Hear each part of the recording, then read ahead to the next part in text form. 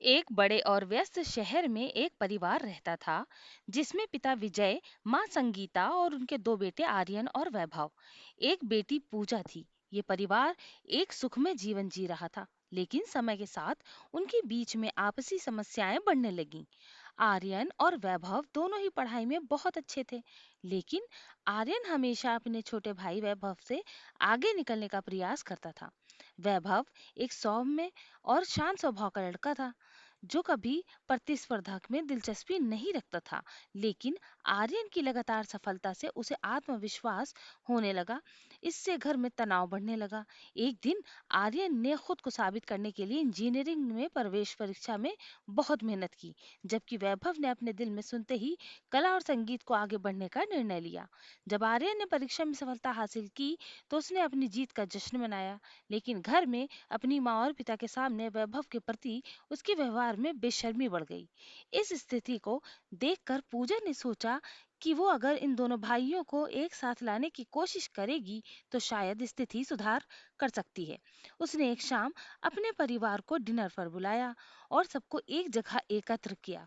उसने कहा, यदि हम एक दूसरे की ताकत को स्वीकार करें तो हम सबकी सफलता की संभावना बढ़ जाएगी। लेकिन आर्यन ने अपनी जेब से एक पुराना पुरस्कार निकालते हुए कहा, मैंने ये सर्वश्रेष्ठ छात्र होने का पुरस्कार अपने बलबूते पर हासिल किया है। वैभव के लिए संगीत में कोई पुरस्कार नहीं।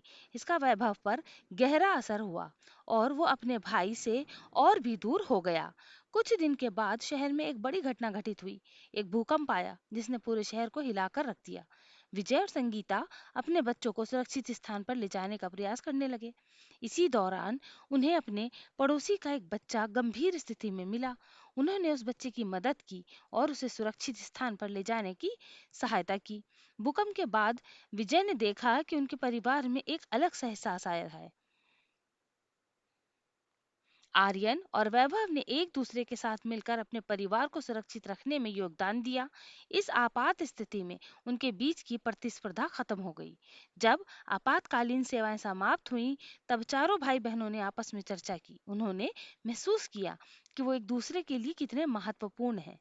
आर्यन ने वैभव से माफी मांगी और कहा, मुझे एहसास हुआ है कि आपकी कला और संगीत की कद्र नहीं करना मेरा सबसे बड़ा गुनाह था। हम सबकी अपनी ताकतें हैं और हमें एक दूसरे को स्वीकार करना चाहिए। वैभव ने आर्यन को गले लगाते हुए कहा, हाँ, तुम सही हो भाई।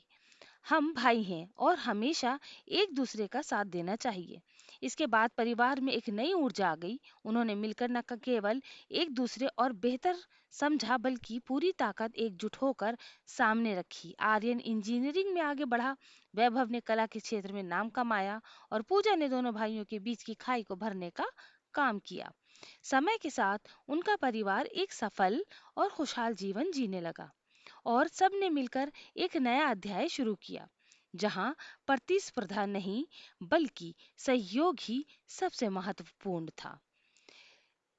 कहानी हमें सिखाती है कि आपसी समझ और समर्थन से ही हम हर मुश्किल का सामना कर सकते हैं।